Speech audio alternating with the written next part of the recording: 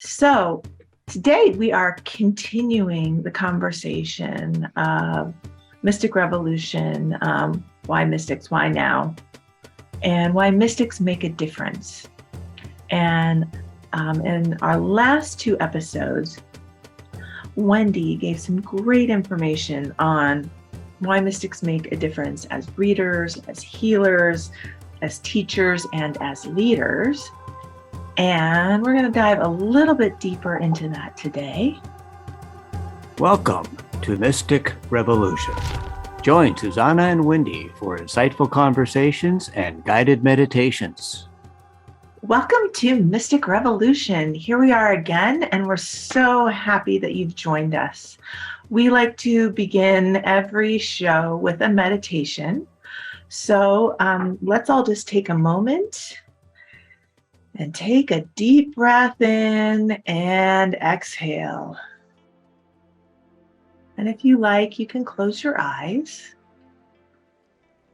and just go inward.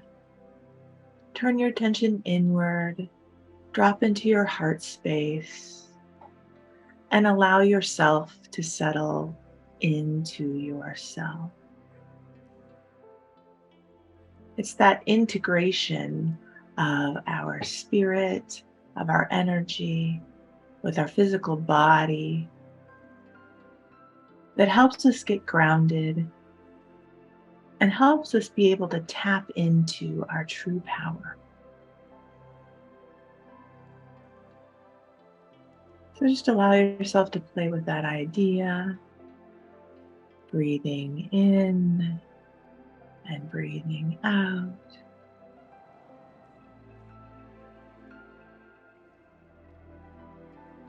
And settle into the knowing that you are in a community of like-minded others. This is your space and your place. And we're so happy to have you here. Let's take one more deep breath in and out. And when you feel ready, you can open your eyes. And as I open my eyes, I see my lovely co-host, Wendy R. Wolf. Hey, Susan. Hey, everybody. Thanks, Susan. Okay, so, all right. So, and even before my last two times, Susan was talking about so many ways in which mystics make a difference. And so what are we going to do about it? That's the question. Right. What are we going to do about it? What are we going to do about it? And the first one I think is so important is to prepare. Like, it's so funny. Like, when I first started teaching meditation, I said to one of my friends, I'm teaching meditation now. And he's like, well, how are you teaching that? What are you doing? Sit down, shut up, do nothing? It's like, no, there's so much more that can be done, right? Mm-hmm. Like, it's like, we think it's just so easy, or like, there's this big, I feel like it's a lie. Like, you're a mystic, or you're a psychic, or you're a seer, or you're not. Right. And I believe, we both believe that we all are. It's a matter of, are we open? Can we do it comfortably? Can we have the different things to notice? And so it really helps to prepare. Right. I totally agree with you. We're all capable. We all have these abilities and senses within us. It's that preparation and it's that practice in owning and honing those skills. Yeah. So it helps to hone the capacities. It helps to validate them, get them validated from ourselves and others. It helps to get different distinctions and grow in wisdom and practice, right. And grow the permission within us that we can have these things. These are all things that are really helpful. So we may or may not believe we're capable of these things that we've been talking about for several times now, but for a lot of us, it's a matter of practice. Like, we don't expect to be able to do calculus out of the womb, right? First we have to learn numbers in first grade and multiplication in third grade, right? On and on, algebra. So, and for some of us, it comes more easily than others. Absolutely. Yeah. And there's lots of reasons for that, but But just because, I have friends who are unbelievable musicians, just untrained, just they pick up instruments and go do do do do do, and it's like I want to die of like how awesome it is, right? Like that's not me. Right? Mm-hmm. But it doesn't mean that I know 10 chords, I can play camp songs, right? Like, Well, and out. if you chose to hone your intention that way, you could probably play the piano brilliantly, right? It's Yeah. that making that active choice that this is important It's important. in the way I want to live my life, right? Yes. Yeah. Yeah. And those people who are genius at it already, like they can be that much better when they, learn music theory, when they, etc. So Yes. there's always more available. And just because we are or aren't what seems to be naturally capable, like what I found is most kids are naturally capable Absolutely. and Yeah. open, and it gets shut down, right? Mhm. Like we get shut down and we can open up. Yeah. So how do we do that? How do we do the doing of this? Mm-hmm. Yeah, and that's something that you and I, this is our thing. Like we've done it ourselves, and we bring that as teachers, as mentors, as leaders, as mystic facilitators. Like that's some of what we do, and that's what we want to share. What we can share in this show is Yeah. some of the distinctions that help us to open and be more in flow with our soul information. Yeah. So I believe it really helps us to actually literally invest in these capacities. Like I think it's Yes. important, and I could go on and on about why it's important, but I'm going to hold myself back and just say that we can clear and own and master these experiences, these perceptions. We can learn to turn them up and down. So up so we can notice, and down so that like whatever the information, like empaths are like so uncomfortable, so much information, emotional information, you can turn it down. We don't need to hear it so much, feel it so much, but we can turn it up and down and not have to be overwhelmed, but not be in the dark either. This is very Truly. possible, very, very doable. Right. Yeah, absolutely. Mhm. And I mean, the point about turning things up and turning things down and opening and honing and looking, I mean, this really then comes when you acknowledge that these abilities are I believe innate in every person. And then really choosing that you want to open them up more, or maybe you want to, maybe they're already really, very prominent in your life, and you want to tone them down and hone them so that you can use them in ways to, I'm just going to say, improve your life, right? You can use them in so many different ways, which we've already talked about. So I know that you and I like to talk a lot about discernment. That's such an important part of being able to distinguish the different ways you're receiving information. Whose information is it? Can you talk a little bit more about that? Mm-hmm. And we're going to have a whole show on it. It's coming soon to Theater Near Us. And we'll just say a little now. It's like one of the most important things from my perspective is it mine or is it theirs? Yeah. Is it my information or theirs? Is it my energy or theirs? Is it my emotions or theirs? It's crazy important. And most of us don't know. Most of us don't know. And who is communicating? Is it source? Is it a master? Is it an angel? Is it a demon? Is it right? Like who is talking to us? Is our neighbor next door? Yeah. Is it like when I like maybe to make this more relatable? I used to have this pattern if I was like kind of infatuated with someone or a new person or whatever, I'd be like talking to them in my head. Right? Like that's a thing. Like I'm actually talking to them when they're not there. And the discipline is to talk to them while they're here and let go of them when they're not here. But just the idea that I am talking to them, even if it's not physical, is an important distinction. Well, and that's so important because we think if we're thinking and it's just in our head that it doesn't have an impact on the outside world. And it absolutely does. I'm sure everybody's heard the saying, thoughts become things. Yeah. There's truth in that. And we can be thinking something and assuming no one else knows what's going on, but people will feel the vibe, or they may even get a thought coming into our head. And we're going to talk more about sort of the fields of energy that work within us and around us. That's a later episode. But this is why discernment and having clarity around these things is so freaking important. Yes. Clear and certain. Like, oh, that's just, how much of my life did I spend in validating my own soul information? Oh, I don't know where that idea came from. Yeah. So, or making up, like what I found that I did is I'd get like important information and then I'd make up a story about why, or where, or how.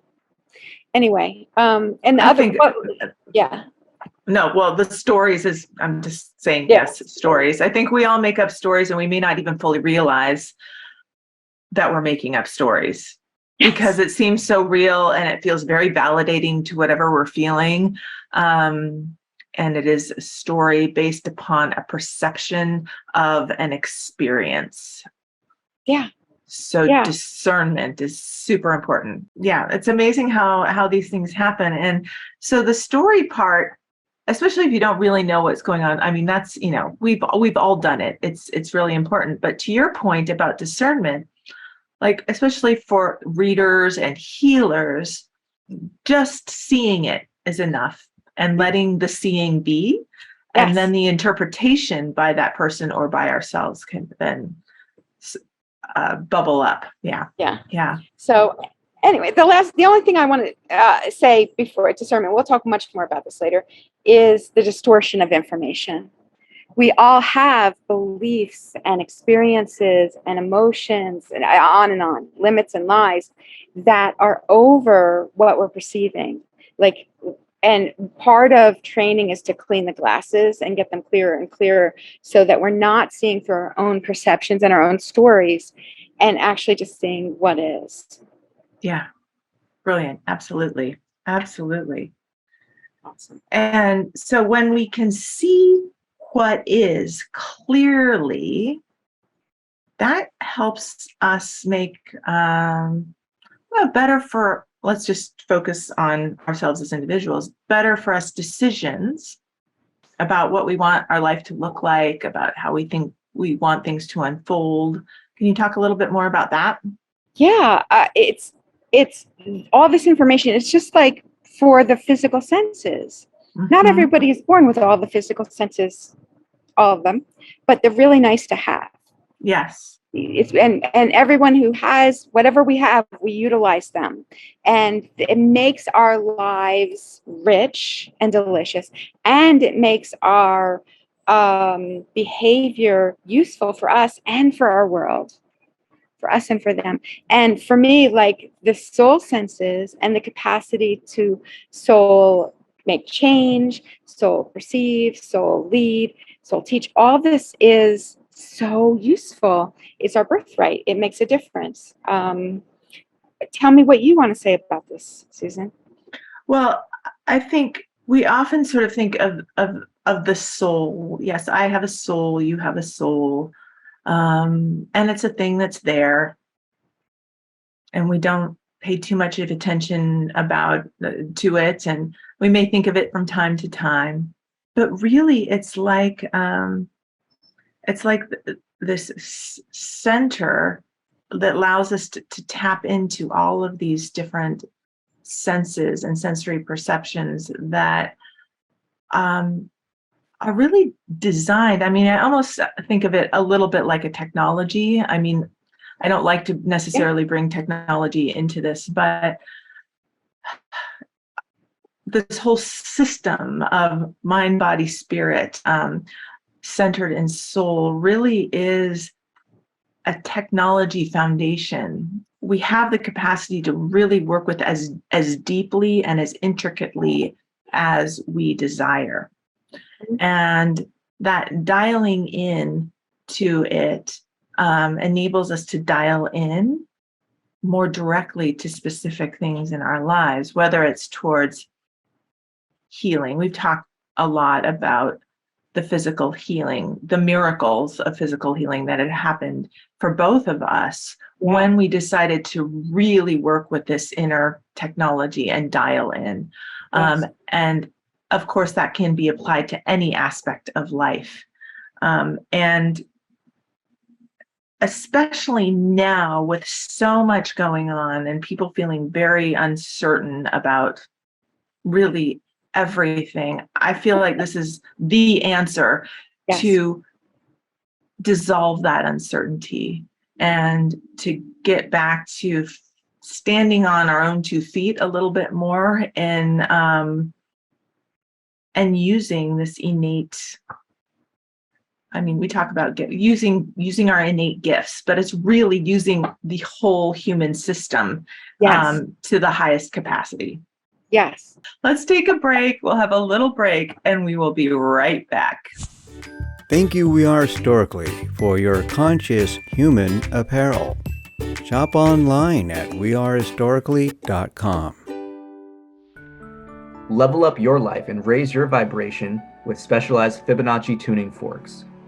Get your vibrational sound tools for your personal enhancement at energybodytuners.com. Hi, we are back from the break and we are talking about how mystics make a difference. And Wendy, I think you were going to jump into something wonderful. So why don't you go ahead? So you were talking about how tumultuous things are. Yes. And how many of us are really tumbling and having some trouble. And you were talking about how the full human and all our capacities really can help us be a foundation for us. And if it's okay, I want to just talk about Jesus for a little bit. Is that all right? Sure. Okay. So, because Jesus actually, we can talk about Jesus talked about this, like, bizarrely, he was like, with Peter, he's like, Peter said something and Jesus is like, flesh and blood didn't tell you this. The divine progenitor told you this. And Jesus is like, this is the place, this is the rock that I'm going to build my assembly, the people who work, I play with, my people. I'm going to build on direct spiritual experience. And it's a really good foundation. It's a rock. And other places he talked about, you want to build on the rock, not sand, because sand, your house washes away. Right. And so he's saying exactly what you're saying from my perspective. And not everyone understands that. And so I really wanted to bring that in. I'd love to hear from you all in, listening, if you perceive something same or different. But like, that's totally what I've come to believe is what he's talking about. Yeah, I totally align with that. I think that is true. And I think, we'll be talking about Jesus and we'll be talking about many other mystics and archetypes, mystical archetypes. So just a heads up, that's going to be a huge part of this our show here. Yeah. So then with this, you talked about the divine progenitor. And that gets to the question of what we consider source to be, how we connect, the flow of all this information, and all of this stuff. Yeah, I'll say that about this because it's relevant. Is that when I first started this kind of training that we're bringing the fruit of now, I thought I was crazy, like literally crazy, because I was so overwhelmed with so much information, so many voices, and I didn't have discernment. I didn't know what was source and what was Jesus and what was, the neighbor. I didn't know what was mine and what was theirs. I didn't realize, like, now I'm like, oh, that's my root chakra. oh, that's the 3 different opinions from my solar plexus. That's the, 17 of my opinions from my throat chakra and 12 of theirs. Like I can piece it all out. But yeah, there's like everything's talking. Every stone is talking. Every donkey's talking. Like the sun is talking and the earth is talking and communicating. And so there's all of nature and heaven and nature sing, like all of heaven and all nature are singing and talking. And there's a lot of information coming spiritually from all kinds of places. Yeah. You maybe can enumerate a bunch. And our own bodies are talking and Yeah. communicating with us, and like all of our chakras, and then all the other people, and then all the other animals. And I mean, it's just a lot. And it's wonderful. It really helps, though, to figure all that out and be able to turn things up and down. So, do you want to enumerate some of the spiritual and etc.? Well, what it makes me think of, I was talking with someone who knew me through some other work, but the conversation came to psychic abilities and sensory perception. And I started talking about my proclivities in that, and they were like, "Oh my gosh, you know, you must just know everything about everyone. You just must, it just must be so much fun to walk down the street and see what everybody's thinking and what they're doing." And I'm like, no, it's not. It's not. And now I have the ability to shut that down completely. And one of the things, if I want to, one of the things that I know you and I learned in our tradition is that just because you have the ability to tune in doesn't mean you have to or you should. And just as you wouldn't, just randomly, I don't know, run over into your neighbor's yard and do something without asking them, right? There are rules of engagement in this, right? Yes. And in our practice, the skill set that we use to sort of own and hone, and along with the rules of engagement, ultimately make it very easy to navigate all of the information that you're talking about and to selectively choose when we want to tune into each of these things based upon what our soul tells us is most relevant and important for what's going on in the moment. I know you agree with this, but please, if you have more to say. I haven't read the whole internet, even though I have eyes and a brain. I don't peek in my friends' windows, even though they don't always close their curtains, right? Yeah. Like, like who has the time, first of all? Yeah. But rules of engagement, like it's just not cool. It's not cool, but to your point, like the trees are emanating information and energy, and we can stop and pause and tune into that at any moment. And then we can pull away and go on our way, right? It's like that. Whatever you start to notice, you can sort of look and see, is that something that I want to experience or tune into, or do I not want to? And if you don't want to, just like, whoop, let's just shut that door for now and move on. And I think all of this is so important because mystics are sort of known to be able to see and sense and everything. And I think people get a little bit overwhelmed by that idea sometimes. At least some of the clients that I work with come in either overwhelmed or like they're curious, but they're scared that they won't be able to control it. And so what we're talking about in this show is that, yes, all of that is there. And yes, there are ways to, as you said, own and hone our capabilities. Yeah. Yeah. Yeah. and not be overwhelmed, like you said, is one of the most important things. And also, like, we don't have to be weirdos, No. like we don't have to act a certain way, dress a certain way. We don't have to be talking a certain, we don't have to be constantly, we just don't have to be weirdos, unless we, Or we can. But I think to your point, like the idea of what a mystic is supposed to look like or do, and there's a lot of really cool, like mystical styles and art coming out more and more. I mean, it's always been there, but it's a little bit more ubiquitous now. And I love it, and it's awesome. And I know a lot of mystics that just look so normal you wouldn't even suspect, but they're more powerful than anything. And yes. It's really going back to the point that you started last week's conversation with about owning who you are from the inside out and letting that be everything. Okay. So thank you so much for this conversation.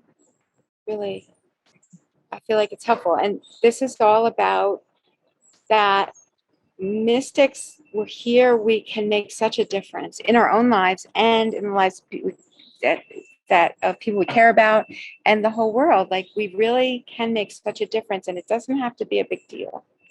Yeah, it doesn't have to be a big deal. And so, do you want to talk a little bit about, I mean, just a few specific examples? We've done it a little bit already, but specific examples of how mysticism has made a difference in your life, or maybe an anecdote from a client or something that you've noticed or known.